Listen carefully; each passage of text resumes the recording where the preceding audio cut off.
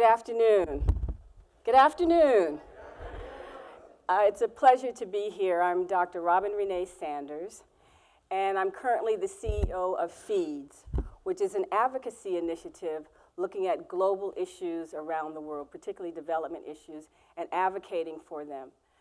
And one of the things that I did as a diplomat, U.S. diplomat for 20 years, is I tended to focus on political and economic issues, which was part of my job. But what I realized and want to share with you today was that I wasn't paying as much attention as I should have been to cultural practices, the rituals, the songs, what they meant. And what I want to share with you today is that we have this challenge in our global community. There's about 6,000 plus languages, words associated with cultural practices, and the artistic motifs and patterns themselves that are endangered today. Think about that number, 6,000. I know that when I say the word extinction, many of you might have the same emotive reaction to the word extinction that I do. You know that civilizations are bygone. There are lots of civilizations that we've either seen or read about that no longer exist today. And the message and the takeaway today is we have that same challenge with endangered cultural practices and their artistic motifs and the languages and the songs that go along with them.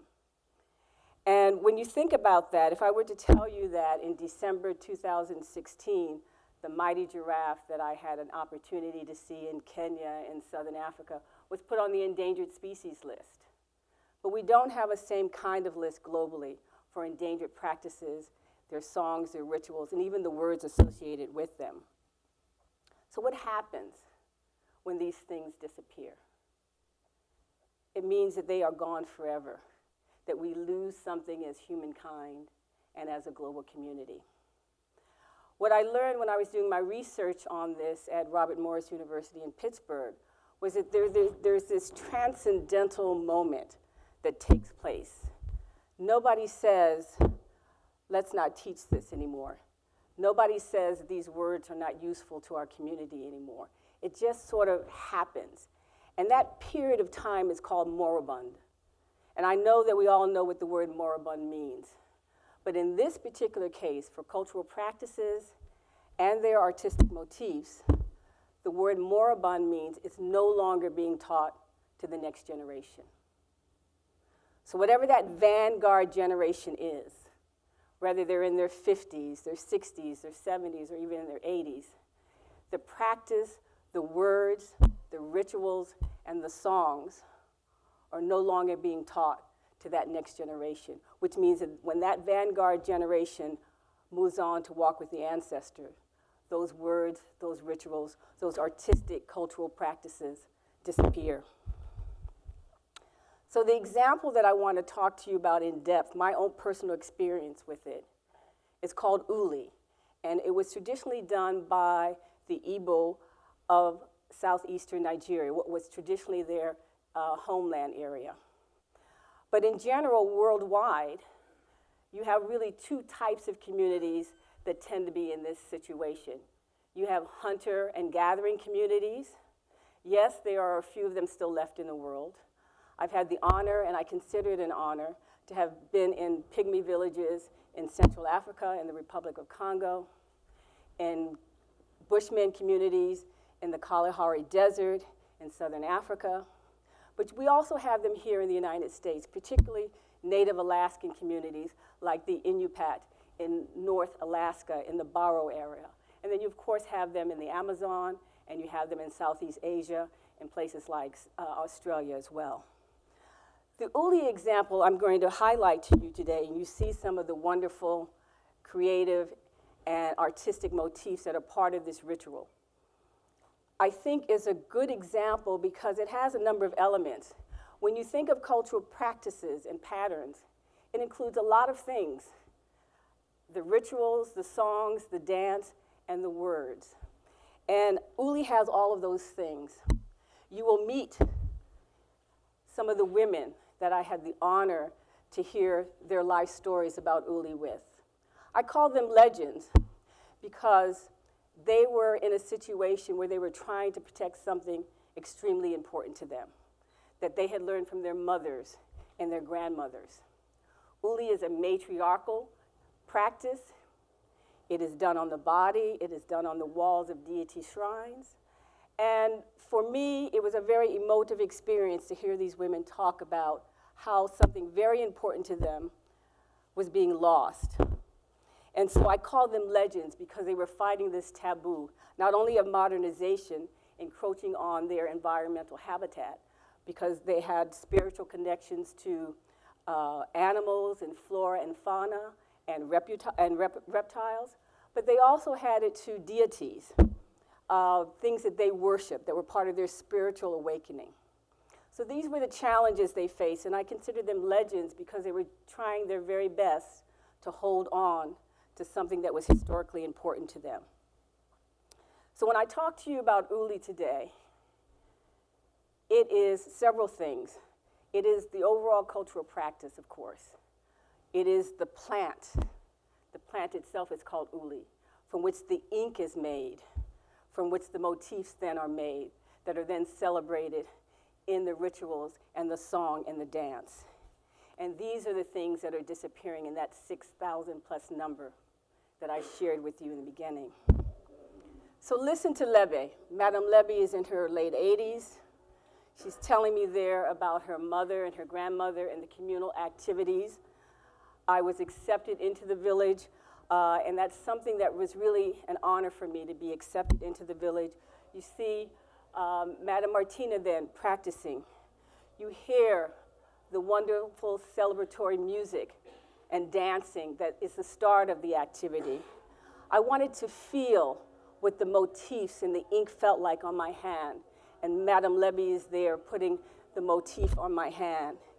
And then, of course, at the end, there is the celebration, the dance, for an activity that is considered a celebratory activity. Uli is never done for sad occasions. It's always done for joyous occasions, like the planting season, like the harvest season, like the beginning of the new year. In the Igbo traditional calendar, there are only 7 months in a new year. And for naming ceremonies for a new child born into the village. So I had an opportunity to go to 4 villages and meet the women that I call legends. You've already met Madame Lebe, and you'll meet the others as well. Getting to the villages, very difficult environment, very difficult to get there, very difficult environments that these women live in on a daily basis. In the first village, the motifs were about reptiles. They celebrated the reptiles and the flora and fauna in their area because that's where they believed the spirits lived. And it was very, very important to them in terms of keeping these motifs alive. Remember the songs, remember the music, remember the history. Here she's putting the kola nut on my hand, which is a traditional acceptance by an Igbo village that you are welcome into the village. It represents Igbo unity, it represents hospitality, and you see her very delicate Uli motifs in that picture there, which I learned how to draw. I learned how to draw all the symbols that you saw today because I felt that for me to really understand, not only did I need to feel it, I need to understand how to make them, how to draw them, and I did that. Second village was called Inri, and their celebratory motifs were a little bit different. They were huge. They were 6 feet tall, actually, and they were around deity shrines. In this particular case, you see the motifs behind me. Their deity was the python, and the python was to celebrate the beginning of the new year, the harvest season, the planting season, all the joyous occasions of a village. The last 2 women you're going to meet, Madame Martina and Madame Izafo, for me, they had the most difficult challenge because in their case, they didn't have 2, 3, 4 other women with them in the community who were still practicing. They were by themselves. I used to call them the solo courage of Uli in their villages. And they're facing the taboos that I talked to you about, that this is a pagan activity, so we don't want to move it forward. We don't want to share that with the next generation. And you see she had very delicate very delicate motifs that represented the historical economic practice of her village, which is palm wine. You see the calabash there. It is the dual razors for circumcision during a naming ceremony in a village. And the last woman that I met and had an opportunity to hear her story is Madame Izafo. And what touched me about Madame Izafo and also Madame Martina is they were facing these taboos by themselves. Madame Martina told me the story that her daughter wouldn't even come near the kitchen that she was refurbishing every year with the Oli motifs. She was by herself.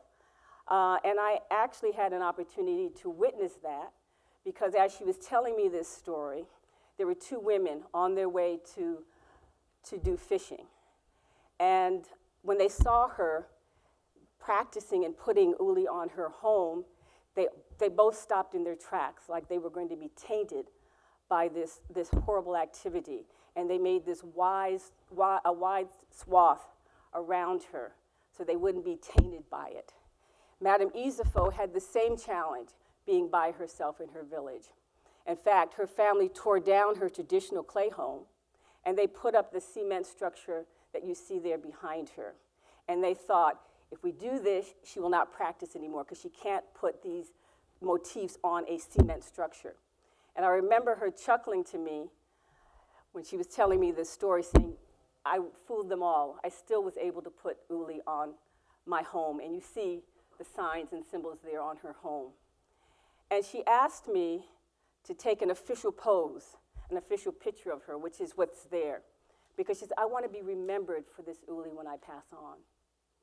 And she passed on to walk with the ancestors in 2014.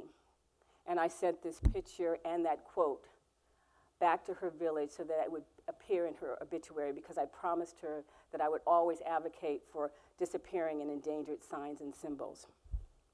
Her patterns look more like this, like it was a complete textile. And this is made from cassava paste, which is like a yam in the US context, and from the natural plant indigo. Both things in particular grow in the southeastern part of Nigeria, but indigo is another endangered plant, just like uli is an endangered plant.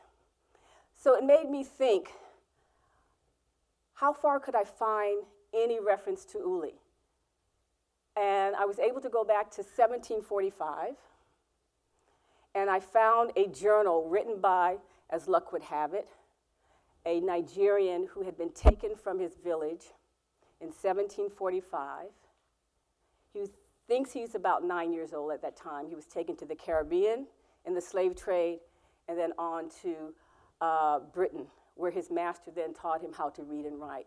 So he started writing this journal to try to remember his history. And in the first chapter, he references uli and how important it was to his mother, to the community, to the women, all of that.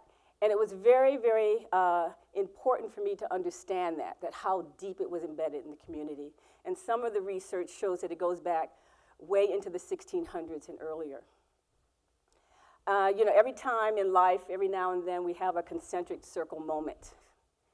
And when I went to the new Smithsonian Museum of African History and Art, when you go through the first chamber there, it's about the slave trade. And the first name on the wall was the same young man that I had read the journal of 1745, Oludao Ikino. And that was a very emotive concentric circle moment for me. So this goes back to show you just how important these things are. And I think that, when you think about all of the cultural practices and patterns that are in jeopardy today, that 6,000 number, I hope that we as a community take that as seriously as we take the extinction and the endangerment of animal life and wildlife. And I would like to see us do the same kind of thing, to have an endangered list of languages, practices, and their patterns. Thank you.